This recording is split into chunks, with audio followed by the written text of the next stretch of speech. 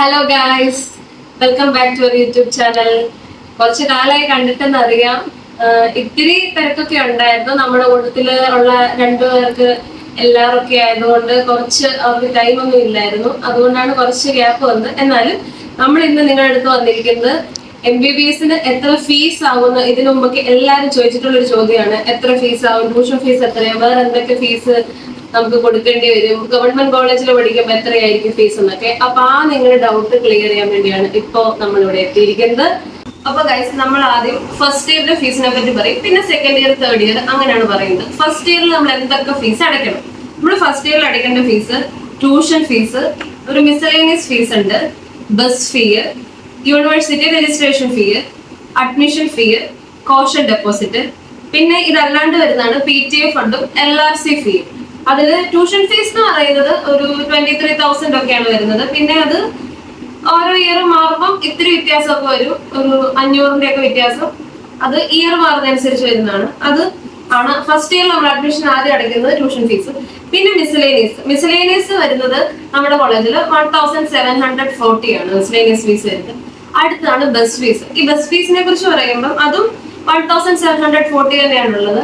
അതിന്റെ പ്രത്യേകത എന്താണെന്ന് ചോദിച്ചാൽ, നിങ്ങൾക്ക് അറിയാം, നമ്മുടെ കോളേജ് ഹോസ്പിറ്റലും തമ്മിൽ നല്ല ഡിഫറൻസ് ഉണ്ട്. രണ്ട് ഡിഫറെന്റ് ക്യാമ്പസ് ആണ്. വേറെ ഒരുപാട് കോളേജുകളിൽ ഇതെല്ലാം ഒരേ കോമ്പൗണ്ടിലാണ് വരുന്നത്. നമ്മുടെ തമ്മിൽ അറൌണ്ട് ഒരു 700 മീറ്റേഴ്സ്, 1 കിലോമീറ്റർ ഡിഫറൻസ് വരുന്നുണ്ട്. അപ്പൊ നമ്മൾ രാവിലെ എഴുന്നേറ്റ് ക്ലിനിക്സിൽ പോകാൻ നേരത്ത് അങ്ങോട്ട് പോകുന്നതും, ഉച്ചയ്ക്ക് നിങ്ങൾ ലഞ്ച് ബ്രേക്കിൽ ഇങ്ങോട്ട് വരുന്നതും, പിന്നെ വൈകുന്നേരം എങ്ങനെയും എന്തെങ്കിലും ഒരു ക്ലാസ്സിന് അങ്ങോട്ട് പോകണമെങ്കിൽ അതെല്ലാം നമ്മൾ പോകുന്നത് കോളേജ് ബസ്സിലാണ്.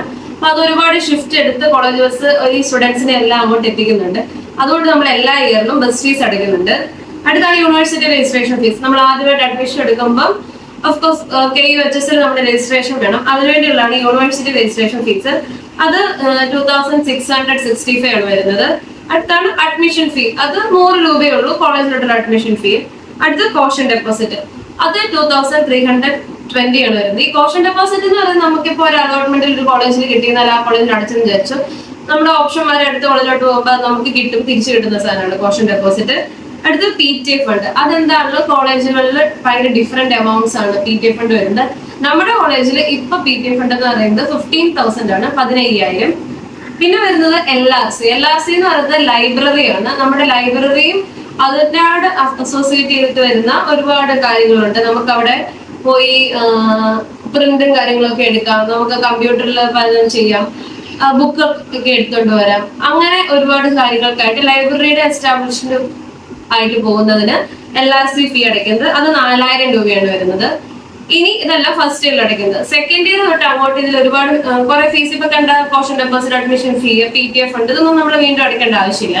നമ്മൾ സെക്കൻഡ് ഇയർ തൊട്ട് അങ്ങോട്ടുള്ള എല്ലാ ഇയറിലും നമ്മൾ അടയ്ക്കുന്നത് എക്സാം ടൈം ആകുമ്പോഴത്തേക്കും നമ്മുടെ ട്യൂഷൻ ഫീസ് അടയ്ക്കും. അത് ഈ പറഞ്ഞ പോലെ ഒരു 23,000 സംതിങ് പ്ലസ് നമ്മൾ ഈ പറഞ്ഞ ബസ് ഫീസ് അടയ്ക്കുന്നുണ്ട്. അതായത് 4,000 ബസ് ഫീസ് അടയ്ക്കും. പിന്നെ നമ്മൾ അടയ്ക്കുന്നത് നമ്മുടെ റൂം റെന്റ്, അത് 50 പെർ മന്ത് വെച്ചാണ് വരുന്നത് റൂം റെന്റ്. അതും അവസാനം, ആ വർഷത്തിന്റെ അവസാനം അടയ്ക്കും. പിന്നെ നമ്മൾ അടയ്ക്കുന്നത് എക്സാം ഫീസ്. എക്സാം ടൈം ആകുമ്പം ഒരു 1,000 സംതിങ് ആണ് വരിക, എക്സാം ഫീസ് കാണും. അപ്പൊ എക്സാം ഫീസും അടയ്ക്കുന്നുണ്ട്. ഇത്രയും ഫീസാണ് നമ്മൾ സെക്കൻഡ് ഇയർ, തേർഡ് ഇയർ തൊട്ട് അങ്ങോട്ട് എല്ലാ വർഷവും അടയ്ക്കുന്നത്. വേറെ ഫീസുകളൊന്നും അടയ്ക്കേണ്ട ആവശ്യമില്ല. അപ്പോ ഇത്രയൊക്കെയാണ് നമുക്ക് ഫീസിനെ പറ്റി നിങ്ങളുടെ അടുത്ത് പറയാനുള്ളത്. നിങ്ങൾക്ക് എന്തെങ്കിലും ഡൗട്ട് ഉണ്ടെങ്കിൽ കമന്റ് ചെയ്യുക, ഷെയർ ചെയ്യുക, ലൈക്ക് ചെയ്യുക, സബ്സ്ക്രൈബ് ചെയ്യുക. അപ്പോൾ വീണ്ടും കാണുന്നത് വരെ ബൈ.